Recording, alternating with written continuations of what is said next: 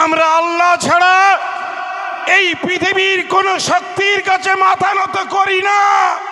ফলে নরেন্দ্র মোদী, তোমরা ভোট কাটতে পারো, তোমরা চাকরি কাটতে পারো, তোমরা নাগরিকত্ব কাটতে পারো, সব কেড়ে নিতে পারো, কিন্তু আমার আল্লাহ আর আল্লাহ রসুলের প্রতি যে ভালোবাসা সেটা কিন্তু তোমরা কেড়ে নিতে পারবে না। আজকে যখন আই লাভ মোহাম্মদ সাল্লাল্লাহু আলাইহি সাল্লাম নিয়ে একটা ব্যানার তৈরি করে মানুষ যখন তাদের বাড়ির দেওয়ালে লাগাচ্ছে, ওই ভীত আদিত্যনাথ যোগীর কাপুরুষ পুলিশগুলো তারা মানুষের বাড়ির পোস্টারগুলো পর্যন্ত তুলে দিচ্ছে।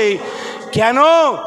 ওরা ভয় পাচ্ছে বলে আই লাভ মোহাম্মদ সাল্লাল্লাহু আলাইহি সাল্লাম ব্যানারগুলো তারা তুলে দেওয়ার চেষ্টা করছে। জেনে রাখো, এই পৃথিবীতে হিটলার এসেছিল, ফেরাউন এসেছিল, নমরুদ এসেছিল, যারা মানবতার বিরুদ্ধে কাজ করেছে, যারা মানুষের দুশ্মন হিসেবে কাজ করেছে।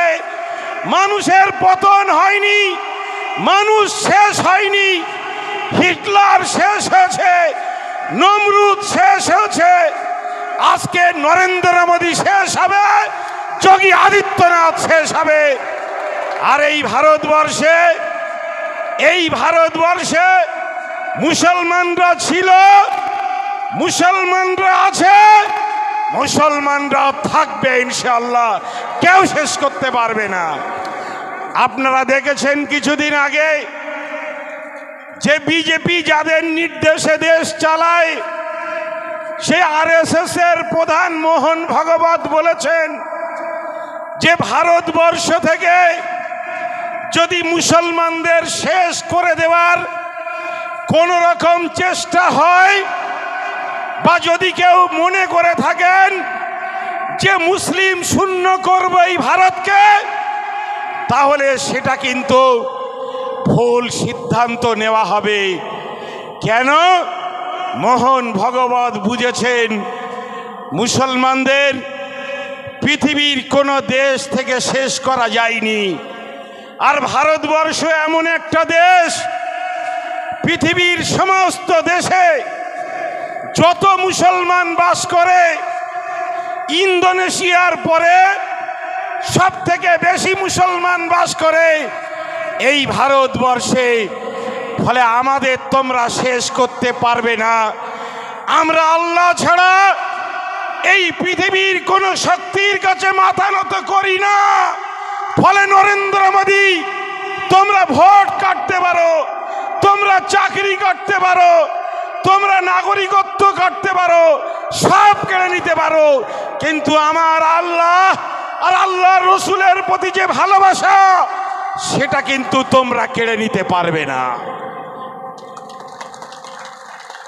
ফলে আমরা আজকে দৃঢ়তার সঙ্গে জানাতে চাই, আমি জানি এই মেটিয়াবুরুজে হাজার হাজার ভাই আছেন যারা বাংলার বিভিন্ন প্রান্ত থেকে এসে এই মেটিয়াবুরুজে কাজ করেন। আজকে ষড়যন্ত্র হচ্ছে মেটিয়াবুরুজের বিজনেসকে শেষ করে দিতে হবে। কেন?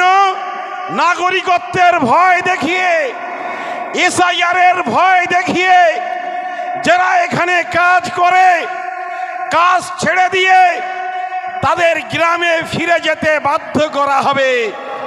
ভাই আমার, আমি জানি এটা সরকার জানেন, আমাদের রাজ্যের সরকার তারাও জানেন, পুলিশ জানেন, নির্বাচন কমিশন জানেন যে এই রাজ্যে যে মুসলমানরা বাস করে তারা এদেশের মুসলমান, এখানকার তারা ভূমিপুত্র, তারা বাংলাদেশ থেকে আসেনি, বরং বাংলাদেশ থেকে আমাদের হিন্দু ভাইরা এসেছেন।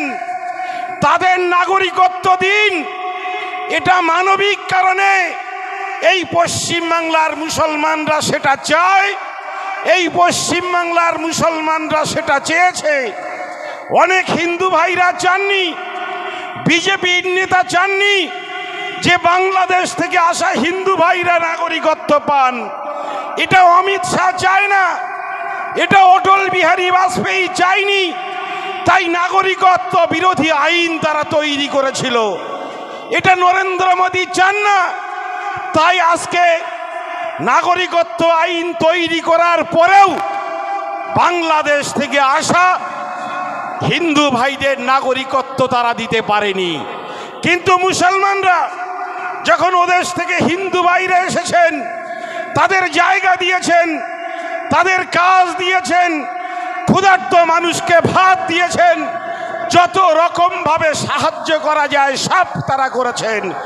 আজকে আমি তাই ওই বাংলাদেশ থেকে আসা হিন্দু ভাইদেরকে বলবো, প্রকৃত শত্রু কারা এটা বোঝার চেষ্টা করুন। আর মুসলমান ভাই যারা এ বাংলার ভূমিপুত্র, যারা এই ভারতের ভূমিপুত্র, তাদেরকে বলবো আপনারা ভীত সন্ত্রস্ত হবেন না।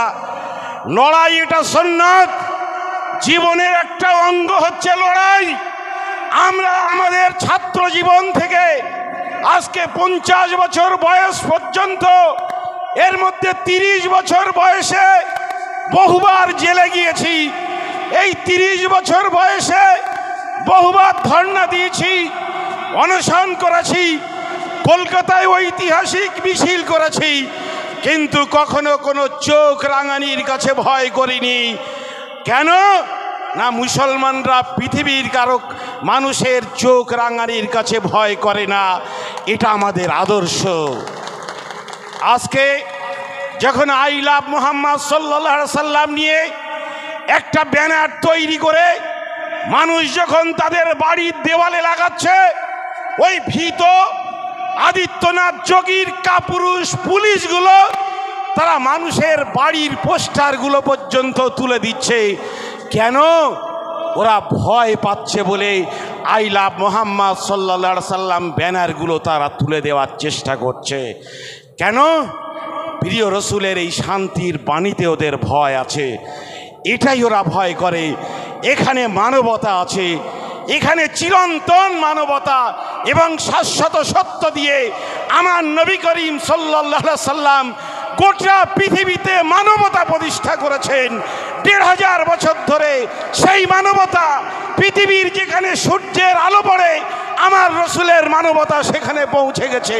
পৃথিবীর এই যেখানে সূর্য ওঠে আর যেখানে সূর্য অস্ত যায়, সেখানে আমার প্রিয় রসুল সাল্লাল্লাহু আলাইহি সাল্লামের আজানের আওয়াজ ধ্বনি সেখানে পৌঁছে যায়। এটি হচ্ছে ইসলাম, এটি হচ্ছে ইসলামের শাশ্বত বাণী। পবিত্র কোরআনকে শেষ করা যায়নি। অনেকেই চেষ্টা করেছেন পবিত্র কোরআনকে শেষ করবেন, পারেনি।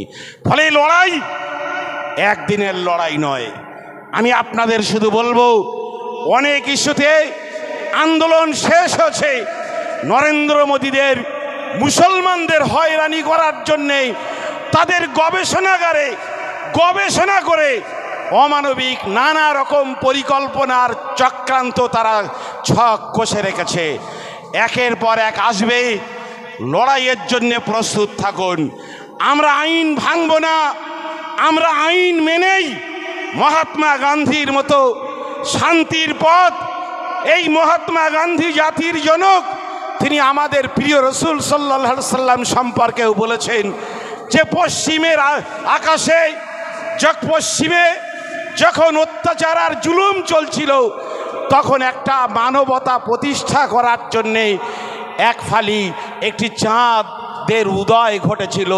সেই চন্দ্রের নাম হচ্ছেন মুহাম্মদ সাল্লাল্লাহু আলাইহি ওয়াসাল্লাম। তারাই আদর্শ থেকে নিজেদেরকে উৎসাহিত করেছেন। আমরা মহাত্মা গান্ধীর পথ ধরে আমরা শান্তিপূর্ণ আন্দোলন করব। আইন ভাঙব না, আইন মেনেই আন্দোলন হবে। আইন মেনে শান্তিপূর্ণ পথে আন্দোলন করে যেমন ব্রিটিশদের বিতাড়িত হতে বাধ্য করেছিল মহাত্মা গান্ধী, আমরা একই পন্থায় সাম্রাজ্যবাদী শক্তি এবং সাম্প্রদায়িক শক্তিকে আমরা বাধ্য করব এই দেশ ছাড়তে, এই দেশের গদি ছাড়তে।